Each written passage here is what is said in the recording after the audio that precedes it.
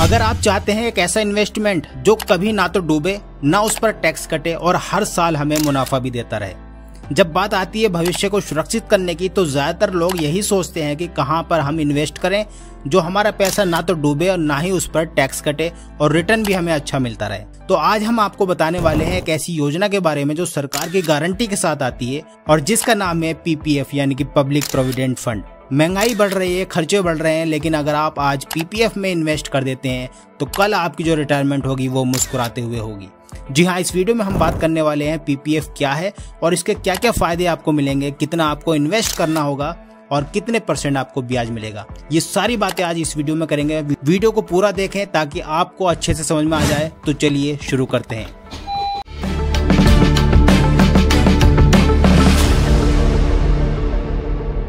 तो सबसे पहले हम पीपीएफ अकाउंट के बारे में थोड़ा सा समझ लेते हैं कि ये क्या होता है। पीपीएफ यानी कि पब्लिक प्रोविडेंट फंड एक तरह का ये फंड होता है और एक सरकारी सेविंग स्कीम भी इसको हम कह सकते हैं।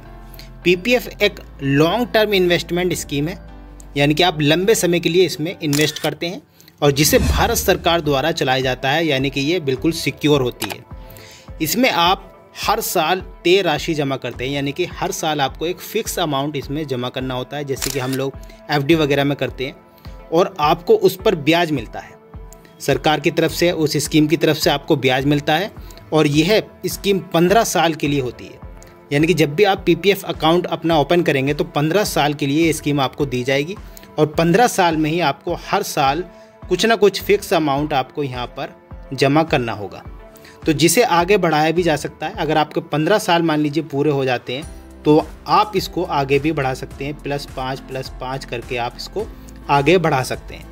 और ख़ास बात यह है कि इसमें पूरी तरह से ये टैक्स फ्री होता है, यानी कि जो आप रकम जमा कर रहे हैं या फिर आप जो रकम निकाल रहे हैं जब आपके 15 साल पूरे हो जाएंगे, उस पर किसी भी तरह का आपको टैक्स नहीं देना होगा।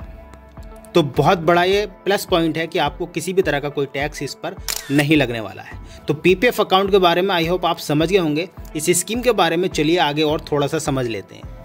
पीपीएफ अकाउंट जब भी किसी से बात होती है तो पहला सवाल ये आता है कि पीपीएफ अकाउंट कौन खोल सकता है। पहला नंबर ये है कि कोई भी भारतीय नागरिक, अगर आप भारत के निवासी हैं तो आप इसको ओपन कर सकते हैं। और दूसरे नंबर पर नाबालिग के नाम पर भी आप खाता खुलवा सकते हैं, यानी कि अगर आप माता पिता हैं और अपने बच्चे के नाम से खुलवाना चाहते हैं तो आप ओपन कर सकते हैं, क्योंकि जो पीपीएफ अकाउंट होता है ये एक पर्सन पे एक ही अकाउंट खुलवाया जा सकता है। तो आप अपने बच्चों के नाम से भी पीपीएफ अकाउंट खुलवा सकते हैं। एनआरआई यानी कि नॉन रेजिडेंट इंडियन, अगर आप एनआरआई है तो अगर आप भारत के रहने वाले नहीं हैं तो आपका पीपीएफ अकाउंट नहीं खोला जा सकता। तो 2 शर्तें हैं, पहला आप भारतीय होने चाहिए और दूसरा आप अगर बच्चे के नाम से खुलवाना चाहते हैं तो माता पिता बच्चे के नाम से भी खुलवा सकते हैं। पीपीएफ में कितना निवेश कर सकते हैं?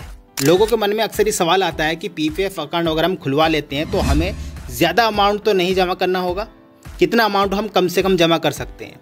तो आप कम से कम 500 रुपये से अपना इन्वेस्ट चालू कर सकते हैं, यानी कि एक साल में आपको सिर्फ 500 रुपये जमा करके भी 15 साल तक आप इसकी स्कीम का लाभ ले सकते हैं।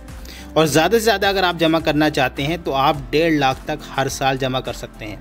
और इसमें एक प्लस पॉइंट भी है, आप देख सकते हैं पैसा आप एक साथ या फिर टुकड़ों में जमा कर सकते हैं। यानी आपको एक साल में अगर 1 लाख रुपए आप जमा कर रहे हैं तो आप क्या कर सकते हैं, हर साल में 12 बार इसको जमा कर सकते हैं, यानी कि महीने के हिसाब से भी आप इसको जमा कर सकते हैं। मान लीजिए अगर आपने 12,000 रुपये साल के आप जमा कर रहे हैं तो आप इसको हर महीने 1,000 रुपये से भी जमा कर सकते हैं। तो कितना बड़ा प्लस पॉइंट है इस स्कीम का आप सामने देख सकते हैं। तो चलिए कुछ और ख़ास बातें हम इसमें समझ लेते हैं। अब थोड़ा सा इसकी ब्याज दर और मैच्योरिटी के बारे में भी समझ लेते हैं। ब्याज दर सरकार हमें कितना देगी अगर हम इसमें इन्वेस्ट करते हैं? तो ब्याज दर की अगर बात करें तो तिहाई सरकार तय करती है, यानी कि हर 3 साल में वो ऊपर नीचे होता रहता है। अभी अगर हम 2025 की बात करें तो 7.1% प्रति वर्ष कंपाउंडली ईयरली दिया जाता है, यानी कि हर साल आपको लगभग 7% का आसपास ब्याज इस पर मिल जाता है। और ये भी कंपाउंडली होता है, यानी कि अगर आपने मान लीजिए 100 रुपये इन्वेस्ट किए हैं तो अगले साल वो प्लस करके 107 रुपये हो जाएंगे। तो जब 107 हो जाएंगे तो उस पर कंपाउंडली ब्याज लगेगा, यानी कि अगले साल जब वो ब्याज लगेगा तो वो 107 पर लगेगा। तो इसको बोलते हैं कंपाउंडेड ईयरली ब्याज। तो वो 100 पर ना लग के 107 पर लगेगा, फिर आपका ब्याज बढ़ जाएगा। तो ये ब्याज पे ब्याज बढ़ता चला जाएगा आपका। और इसकी मैच्योरिटी की अगर हम बात करें तो 15 साल का इसका मैच्योरिटी टाइम होता है। 15 साल में ये पूरी हो जाती है। आप चाहे तो 15 साल जब पूरे हो जाते हैं तो इसको बढ़ा सकते हैं, 5-5 साल करके इसको आगे बढ़ा सकते हैं। चलिए पीपीएफ अकाउंट के बारे में तो हमने जान लिया, लेकिन पीपीएफ अकाउंट अगर हमें खुलवाना है तो कहाँ पर खुलवा सकते हैं और कैसे खुलेगा? पोस्ट ऑफिस में आप खुलवा सकते हैं। आपके आसपास जो भी पोस्ट ऑफिस है वहाँ पर जाकर आप खुलवा सकते हैं। सरकारी बैंकों में भी ये सुविधा उपलब्ध है, एसबीआई बैंक, पीएनबी बैंक, इन सब बैंकों में आप खुलवा सकते हैं। कुछ प्राइवेट बैंक भी हैं जैसे एचडीएफसी, आईसीआई बैंक, इनमें भी आप जाकर खुलवा सकते हैं। और ऑनलाइन भी कई बैंकों ने प्रक्रिया आसान शुरू कर दी, यानी कि कुछ बैंकों ने ऑनलाइन प्रक्रिया भी ये शुरू कर दी है कि आप ऑनलाइन ही इसको खुलवा सकते हैं और अपना इन्वेस्टमेंट प्लान आगे बढ़ा सकते हैं। पीपीएफ के बारे में हमने सब कुछ जान लिया, लेकिन पीपीएफ अकाउंट हम खुलवाएं क्यों? हमारा क्या बड़ा फ़ायदा है इसमें खुलवाने के लिए? अगर हम कोई अकाउंट खुलवाते हैं तो हमें क्या क्या फ़ायदे मिलेंगे, ये पता होना बहुत ज़रूरी है। पहला फ़ायदा तो ये है कि सरकार 100% सेफ़ इन्वेस्टमेंट है ये, और सरकार द्वारा ये समर्थित है, यानी कि सरकारी, इसका मतलब है कि सरकार द्वारा ये शुरू की गई है और 100% आपकी सिक्योर है, इसमें कोई भी नुकसान आपको होने वाला नहीं है। दूसरा नंबर, टैक्स बचत का ट्रिपल फ़ायदा होता है, यानी कि आपने सुना होगा EEE के बारे में, यानी कि अगर आप निवेश करते हैं तो उस पर कोई भी आपको टैक्स नहीं देना। मान लीजिए अगर आपने 1 लाख रुपए यहाँ पर इन्वेस्ट करा है तो उस पर कोई टैक्स नहीं लगेगा। और दूसरी बात, ब्याज टैक्स फ्री मिलेगा, यानी कि जब आपके 15 साल पूरे हो जाएंगे और आपको आपका पैसा ब्याज के रूप में मिलेगा तो उस पर भी कोई टैक्स लगने वाला नहीं है। मैच्योरिटी अमाउंट भी टैक्स फ्री होगा। जी हाँ, बिल्कुल आपने सही सुना। जब भी आपका मैच्योरिटी पूरी होगी, 15 साल बाद आपकी मैच्योरिटी पूरी होगी, तो वहाँ पर आपको जितना भी टोटल अमाउंट है वो मिलेगा, तो उस पर आपको कोई टैक्स नहीं देना पड़ेगा। वहीं अगर हम तीसरे फ़ायदे की बात करें तो लोन सुविधा मिल जाती है। इस पर आपको 3 साल के बाद आप पीपीएफ अकाउंट पर लोन भी ले सकते हैं। अगर आपने अकाउंट शुरू किया था 2025 में तो 28 के बाद आप इस पर लोन ले सकते हैं। और चौथा फ़ायदा यह है कि पार्टियल विड्रॉल हो जाता है, यानी कि आपके अगर 7 साल पूरे हो गए हैं तो आप कुछ पैसे आपको ज़रूरत के रूप में आप उसको निकाल सकते हैं 7 साल होने के बाद। ये भी एक प्लस पॉइंट है। और पांचवा आखिरी है, 15 साल बाद आप एक्सटेंशन का ऑप्शन आपको मिल जाता है।